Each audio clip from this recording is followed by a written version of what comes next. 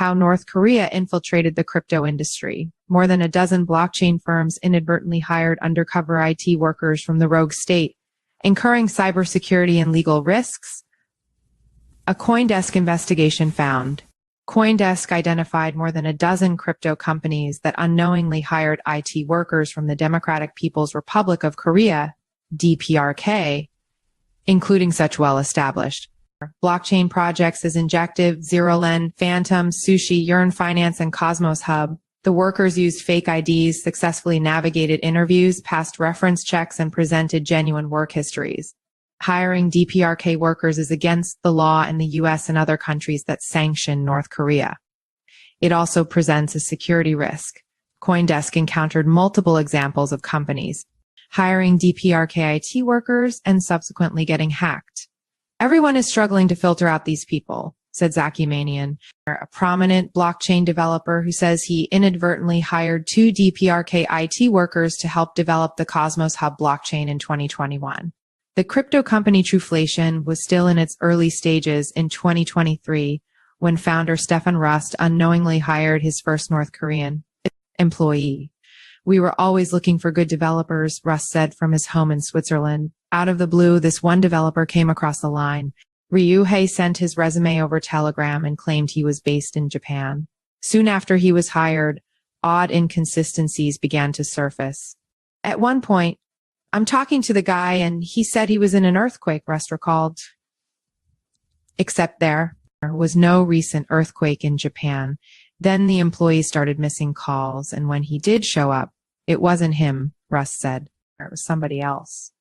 Whoever it was had dropped the Japanese accent. Rust would soon learn that Ryuhei and 4 other employees, more than a third of his entire team, were North Korean. Unwittingly, Rust had fallen prey to a coordinated scheme by North Korea to secure remote overseas jobs for its people and funnel the earnings back to Pyongyang. U.S. authorities have intensified their warnings recently that North Korean information technology IT workers are infiltrating tech companies, including crypto employers, and using the proceeds to fund the pariah state's nuclear weapons program. According to a 2024 United Nations report, these IT workers rake in as much as $600 million annually for Kim Jong-un's regime. Hiring and paying the workers even inadvertently violates UN sanctions and is illegal in the U.S. and numerous other countries. It also presents a grave security risk because North Korean hackers have been known to target companies through covert workers. A CoinDesk investigation now reveals just how aggressively and frequently North Korean job applicants have targeted crypto companies in particular, successfully navigating interviews, passing reference checks, even presenting impressive histories of code contributions on the open source software repository GitHub. CoinDesk spoke to more than a dozen crypto companies that said they inadvertently hired IT workers from the Democratic People's Republic of Korea, DPRK, as the nation is officially called. These interviews with founders, blockchain researchers, and industry experts reveal that North Korean IT workers are far more prevalent in the crypto industry than previously thought. Virtually every hiring manager approached by CoinDesk for this story acknowledged that they had interviewed suspected North Korean developers, hired them unwittingly, or knew someone who had. The percentage of your incoming resumes or people asking for jobs or wanting to contribute, any of that stuff that are probably from North Korea is greater than 50% across the entire crypto industry, said Zaki Manian, a prominent blockchain developer who says he inadvertently hired 2 DPRK IT workers to help develop the Cosmos Hub blockchain in 2021. Everyone is struggling to filter out these people. Among the unwitting DPRK employers identified by CoinDesk were several well-established blockchain projects, such as Cosmos Hub, Injective, ZeroLend, Fantom, Sushi, and Yearn Finance. This has all been happening behind the scenes, said Manian. This investigation marks the first time any of these companies have publicly acknowledged that they inadvertently hired DPRK workers. In many cases, North Korean workers conducted their work just like typical employees, so the employers mostly got what they paid for in a sense. but CoinDesk found evidence of workers subsequently funneling their wages to blockchain addresses linked to the North Korean government.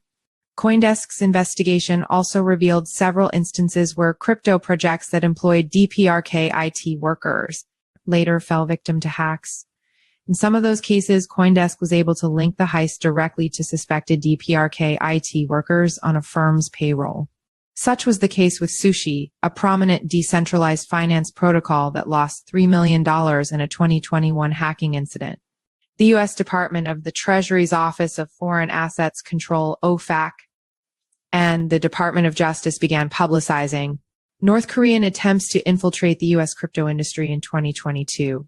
CoinDesk uncovered evidence that DPRK IT workers started working at crypto companies under fake identities well before then, at least as early as 2018. A lot of people, I think, are under the mistaken impression that this is something new that suddenly happened, said Manian.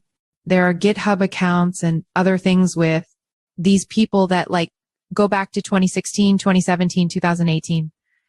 GitHub, owned by Microsoft, is the online platform that many software organizations use to host code and allow developers to collaborate. CoinDesk linked DPRK IT workers to companies using various methods, including blockchain payment records, public GitHub code contributions, emails from U.S. government officials, and interviews directly with target companies. One of the largest North Korean payment networks examined by CoinDesk was uncovered by Zaki, a blockchain investigator who published a list of suspected DPRK developers in August. Previously, employers remained silent due to concerns about unwanted publicity or legal repercussions. Now, confronted with extensive payment records and other evidence unearthed by CoinDesk, many of them have decided to come forward and share their stories for the first time, exposing the overwhelming success and scale of North Korea's efforts to penetrate the crypto industry. Fake documents.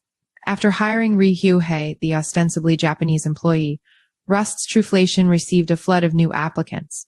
Over just a few months, Rust unwittingly hired 4 more DPRK developers who said they were based in Montreal, Vancouver, Houston, and Singapore. The crypto sector is especially ripe for sabotage by North Korean IT workers. The workforce is particularly global, and crypto companies tend to be more comfortable than others, hiring fully remote, even anonymous developers. CoinDesk reviewed DPRK job applications that crypto companies received from a variety of sources, including messaging platforms like Telegram and Discord, crypto-specific job boards like Crypto Jobs List, and hiring sites like Indeed. Where they're having the most luck getting hired is these really fresh new upstart teams who are willing to hire off of Discord, said Taylor Monahan, a product manager at the crypto wallet app MetaMask, who frequently publishes security research related to North Korean crypto activity. They don't have processes in place to hire people with background checks. They're willing to pay in crypto a lot of times. Russ said he had conducted his own background checks on all of Truflation's new hires. They sent us their passports and ID cards, gave us GitHub repos, went through a test, and then basically we brought them on. To the untrained eye, most of the forged documents look indistinguishable from authentic passports and visas, though experts told CoinDesk that they probably would have been caught by professional background checking services. Although startups are less likely to use professional background checkers, we do see North Korean IT workers at bigger companies as well, either as real employees or at least as contractors, said Monahan, hiding in plain sight. In many cases, CoinDesk discovered DPRK IT workers at companies using publicly available blockchain data. In 2021, Manian, the blockchain developer, needed some help at his company, iClusion. He sought out freelance coders who might be able to help with the project to upgrade the popular Cosmos Hub blockchain. He found 2 recruits. They delivered capably. Manian never met the freelancers Junkai and Sarawit Senet in person. They had previously worked together on an open source software project funded by Thorchain, a closely affiliated blockchain network. And they told Manian they were based in Singapore. I talked to them almost every day for a year, said Manian. They did the work, and I was, frankly, pretty pleased. 2 years after the freelancers completed their work, Manian received an email from an FBI agent investigating token transfers that appeared to have come from incurring en route to suspected North Korean crypto wallet addresses. The transfers in question turned out to be incurring's payments to Kai and Sanit. The FBI never confirmed to Manian that the developers he'd contracted were agents of the DPRK. But CoinDesk's review of Kai and Sanit's blockchain addresses showed that throughout 2021 and 2022, they funneled their earnings to two individuals on OFAC's sanctions list, Kim Sang-man and Sim Hyun-sop. According to OFAC, Sim is a representative for Kwangsun Banking Corp., a North Korean bank that launders IT worker funds to help finance the DPRK's WMD and ballistic missile programs. Sarawut appears to have funneled all of his earnings to Sim and other Sim-linked blockchain wallets. Kai, meanwhile, funneled nearly $8 million directly to Kim. According to a OFAC advisory, Kim is a representative for the DPRK-operated Shenyang Information Technology Cooperation Company, which, by way of companies under its control and their representatives, employs delegations of DPRK IT workers that operate in Russia and Laos. Incurring's wages to Kai accounted for less than $50,000 of the nearly $8 million he sent to Kim, and some of the remaining funds came from other crypto companies. For example, CoinDesk discovered payments from the Fantom Foundation, which develops the widely used Fantom blockchain, to Jun Kai and another DPRK-linked developer. Fantom did identify two external personnel as being involved with North Korea. In 2021, a Fantom Foundation spokesperson told CoinDesk. However, the developers in question worked on an external project that was never finished and never deployed. According to the Fantom Foundation, the two individuals in question were terminated, never contributed any malicious code, nor ever had access to Fantom's codebase, and no users of Fantom were impacted. One of the DPRK workers attempted to attack Fantom servers but failed because he lacked the requisite access, according to the spokesperson. According to the Open Sanctions database, Kim's DPRK-linked blockchain addresses were not published by any governments until May 2023, more than 2 years after Incurring and Fantom made their payments. Leeway given. The US and the UN sanctioned the hiring of DPRK IT workers in 2016 and 2017, respectively. It is illegal to pay North Korean workers in the US, whether you know you're doing it or not, a legal concept called strict liability. It doesn't necessarily matter where a company is based either. Hiring workers from the DPRK can carry legal risks for any company that does business in countries that enforce sanctions against North Korea. However, the US and other UN member states have yet to prosecute a crypto company for hiring North Korean IT workers. The U.S. Treasury Department opened an inquiry into Incurring, which is based in the U.S., but Manian says the investigation concluded without any penalties. U.S. authorities have been lenient about bringing charges against the firms, on some level acknowledging that they were victims of, at best, an unusually elaborate and sophisticated type of identity fraud, or at worst, a long con of the most humiliating sort.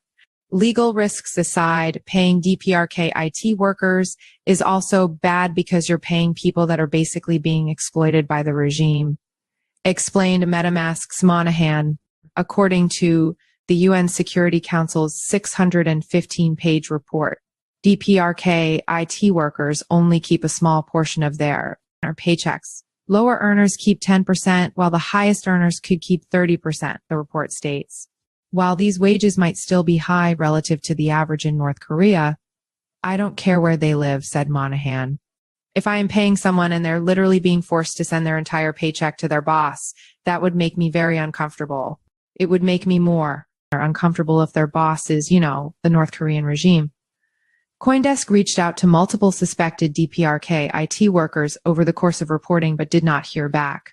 Coming forward, CoinDesk identified more than 24 companies that employed possible DPRK IT workers by analyzing blockchain payment records to OFAC-sanctioned entities. 12 companies presented with the records confirmed to CoinDesk that they had previously discovered suspected DPRK IT workers on their payrolls.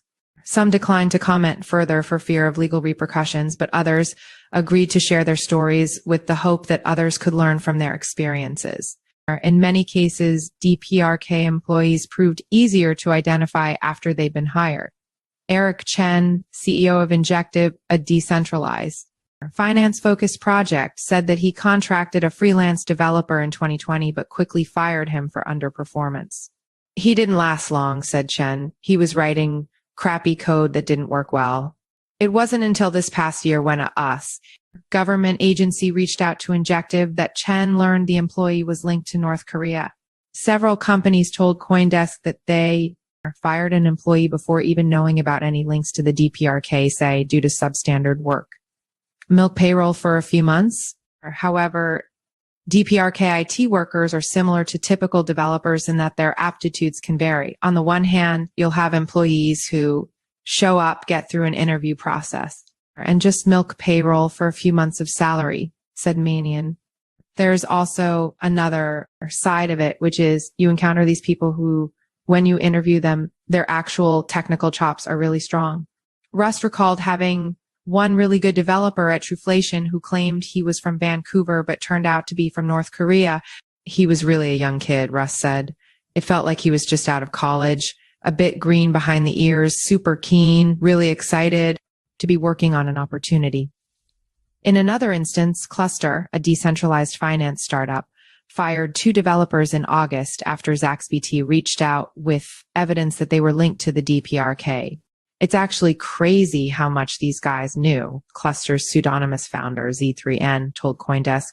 In retrospect, there were some clear red flags. For example, every 2 weeks they changed their payment address, and every month or so they would change their Discord name or Telegram name, webcam off. In conversations with CoinDesk, many employers said they noticed abnormalities that made more sense when they learned that their employees were probably North Korean. Sometimes the hints were subtle, like employees' working hours that didn't match their supposed work location. Other employers, like Truflation, noticed hints that an employee was multiple people masquerading as a single individual, something the employee would try to hide by keeping his webcam off. They're almost always men. One company hired an employee who showed up for meetings in the morning but would seem to forget everything that was discussed later on in the day, a quirk that made more sense when the employer realized she'd been speaking to multiple people. When Rust brought his concerns about Ryuhei, his Japanese employee, to an investor with experience tracking criminal payment networks, the investor quickly identified the 4 other suspected DPRK IT workers on Truflation's payroll. We immediately cut our ties, Rust said, adding that his team conducted a security audit of its code, enhanced its background checking processes, and changed certain policies. One new policy was to require remote workers to turn on their cameras, a $3 million hack. Many of the employers consulted by CoinDesk were under the mistaken impression that DPRK IT workers operate independently from North Korea's hacking arm. But blockchain data and conversations with experts reveal that the regime's hacking activities and IT workers are frequently linked. In September 2021, Miso, a platform built by Sushi for launching crypto tokens, lost $3 million in a widely reported heist. CoinDesk found evidence that the attack was linked to Sushi's hiring of 2 developers with blockchain payment records connected to North Korea. At the time of the hack, Sushi was one of the most talked about platforms in the emerging world of decentralized finance, DeFi. More than $5 billion had been deposited into SushiSwap, which mainly serves as a decentralized exchange for people to swap between cryptocurrencies without intermediaries. Joseph DeLong, Sushi's chief technology officer at the time, traced the Miso heist to 2 freelance developers who helped to build it, individuals using the names Anthony Keller and Sabag Rujic. DeLong said the developers, who he now suspects were a single person or organization, injected malicious code into the Miso platform, redirecting funds to a wallet they controlled. When Keller and Grujic were contracted by Sushi DAO, the decentralized autonomous organization that governs the Sushi protocol, they supplied credentials that seemed typical enough, even impressive, for entry-level developers. Keller operated under the pseudonym Eratos 1122 in public, but when he applied to work on Miso, he used what appeared to be his real name, Anthony Keller. In a resume that DeLong shared with CoinDesk, Keller claimed to reside in Gainesville, Georgia, and to have graduated from the University of Phoenix with a bachelor's degree in computer engineering. The university didn't respond to a request for confirmation of whether there was a graduate by that name. Keller's resume included genuine references to previous work. Among the most impressive was Yearn Finance, an extremely popular crypto investment protocol that offers users a way to earn interest across a range of pre-made investment strategies.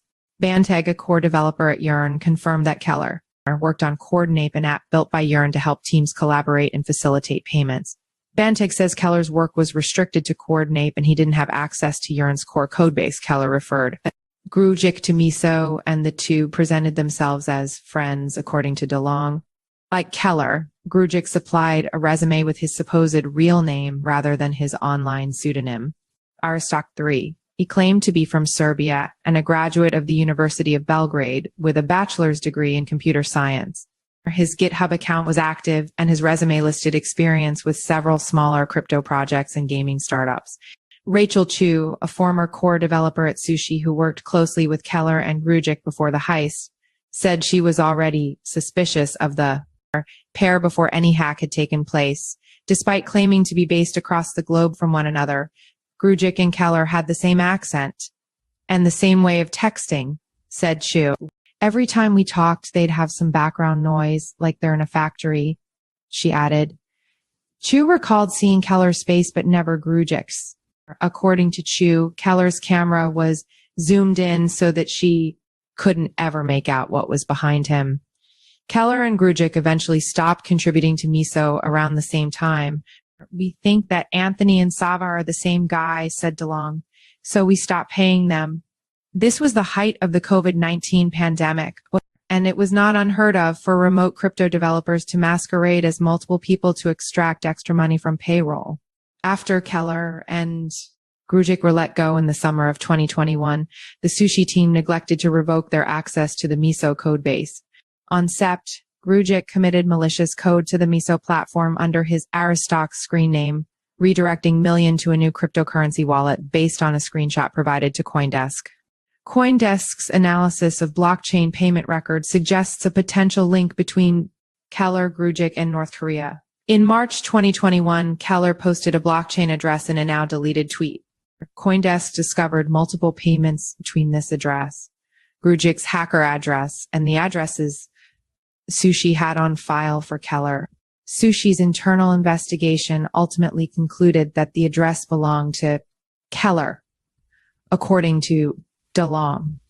CoinDesk found that the address in question sent most of its funds to Junkai, the Occlusion developer who sent money to the OFAC sanctioned Kim Sang-man, and another wallet that appears to serve as a DPRK proxy because it too paid Kim, lending further credence to the theory that Keller and Grujic were North Korean. Sushi's internal investigation found that the pair frequently operated using IP addresses in Russia, which is where OFAC says North Korea's DPRK IT workers are sometimes based. The U.S. phone number on Keller's resume is out of service, and his Eratos 1122 GitHub and Twitter accounts have been deleted. Additionally, CoinDesk discovered evidence that Sushi employed another suspected DPRK IT contractor at the same time as Keller and Grujic. The developer, identified by Zaxby as Gary Lee, coded under the pseudonym Light Fury, and funneled his earnings to Junkai and another Kim-linked proxy address. After Sushi publicly pinned the attack on Keller's pseudonym, Eratos 1122, and threatened to involve the FBI, Grujic returned the stolen funds. While it might seem counterintuitive that a DPRK IT worker would care about protecting a fake identity, DPRK IT workers seem to reuse certain names and build up their reputations over time by contributing to many projects, perhaps as a way to earn credibility with future employers. Someone might have decided that protecting the Anthony Keller alias was more lucrative in the long run. In 2023, 2 years after the Sushi incident, someone named Anthony Keller applied to Truflation, Stefan Rust's company. Attempts to contact Anthony Keller and Sava Grujic for comment were unsuccessful. DPRK-style heists North Korea has stolen more than $3 billion in cryptocurrency through hacks over the past 7 years, according to the UN. Of the hacks that blockchain analysis firm Chainalysis has tracked in the first half of 2023, in which it believes are connected to the DPRK, approximately half of them involved IT worker-related theft, said Madeline Kennedy, a spokesperson for the firm. North Korean cyber attacks don't tend to resemble the Hollywood version of hacking, where hoodie-wearing programmers break into mainframes using sophisticated computer code and black and green computer terminals. DPRK-style attacks are decidedly lower tech. They usually involve some version of social engineering, where the attacker earns the trust of a victim who holds the keys to a system and then extracts those keys directly through something as simple as a malicious email link. To date, we have never seen DPRK do like a real exploit, said Monahan. It's always social engineering and then compromise the device and then compromise the private keys. IT workers are well placed to contribute to DPRK heists, either by extracting personal information that could be used to sabotage a potential target, or by gaining direct access to software systems flush with digital cash. A series of coincidences. On Sept. 25, as this article was nearing publication, CoinDesk was scheduled for a video call with Truflation's Rust. The plan was to fact-check some details he had shared previously. A flustered Rust joined the call 15 minutes late. He'd just been hacked. CoinDesk reached out to more than 24 projects that appeared to have been duped into hiring DPRK IT workers.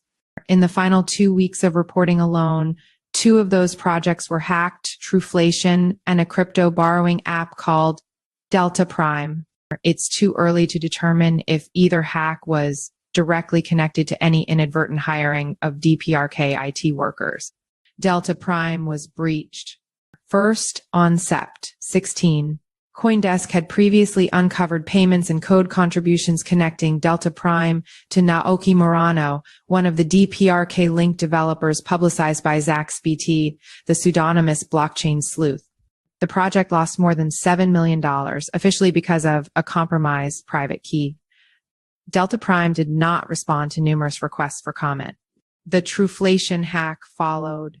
Less than 2 weeks later, Russ noticed funds streaming out of his crypto wallet around 2 hours before the call with CoinDesk. He had just returned home from a trip to Singapore and was scrambling to make sense of what he'd done wrong. I just have no idea how it happened, he said. I had my notebooks all locked up in the safe in the wall in my hotel. I had my mobile with me the whole time. Millions of dollars were leaving Rust's personal blockchain wallets as he was speaking. I mean, that really sucks. Or that's my kid's school pension fees. Truflation and Rust ultimately lost around $5 million. The official cause was a stolen private key.